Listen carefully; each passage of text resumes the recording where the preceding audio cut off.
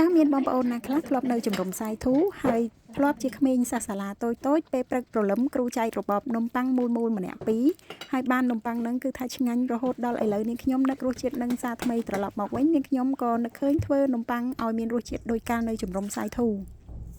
ក្នុងចានដែកនាងខ្ញុំដាក់ទឹក200មីលីលីត្រស្ករ2ស្លាបព្រាបាយមេនំប៉័ង1ស្លាបព្រាកាហ្វេអំបិលបន្តិចកូរឲ្យសព្វហើយបន្ថែមម្សៅមី300ក្រាមចូលកូរម្សៅរហូតដល់តែចូលគ្នាល្អ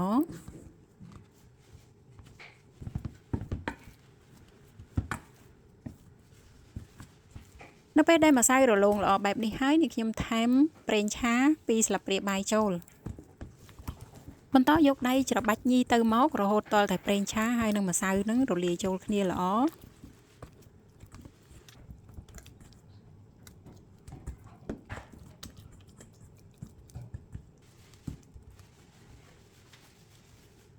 បន្ទាប់មកកាត់វាជា3ដុំប៉ុនគ្នាហើយលើកវាយកមកលុញឲ្យមូលហើយដាក់នៅក្នុងចានដែកវិញ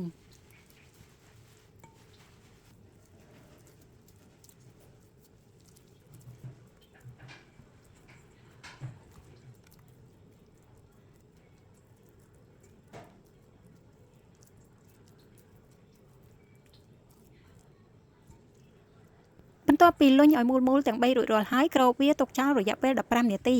15នាទីក្រោយមកបើកវាយកវាមកលុញឲ្យសំប៉ែតដល់យកឈើមកលុញទៅលុញមករហូតដល់តែសំប៉ែតល្អ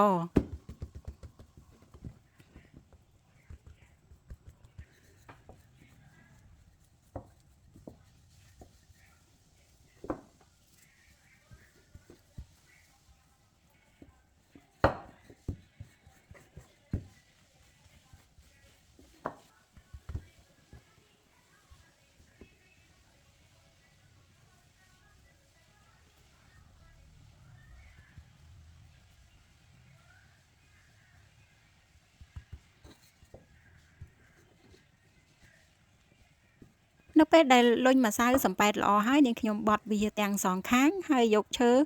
លុញនំហ្នឹងគឺលុញម្ដងទៀតបន្ទាប់មកមូរវាឲ្យរាងមូលបែបនេះ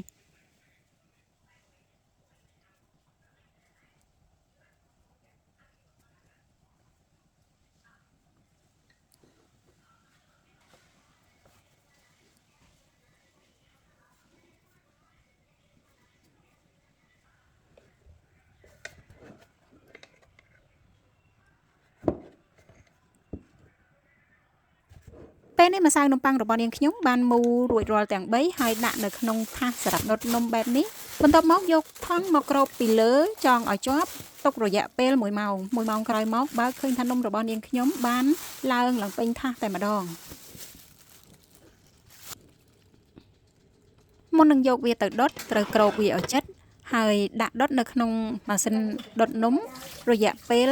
45នាទីហើយដាក់កម្ដៅ170អង្សា45នាទីក្រោយមកពេលលើកចេញពីអូវិនបើកមើលឃើញថានំរបស់នាងខ្ញុំឆ្អិនល្អហើយឡើងឈ្ងុយឈ្ងប់ពេញផ្ទះតែម្ដង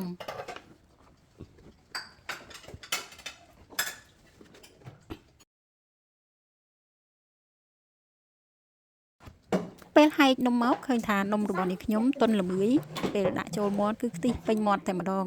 ហើយរសជាតិនេះពិតជាដូចនំកាលនាងខ្ញុំញ៉ាំកាលពីតូចនៅជំរំខ្លាំងណាស់សូមអរគុណសម្រាប់ការទស្សនាវីដេអូរបស់នាងខ្ញុំតាំងពីដើមរហូតដល់ចប់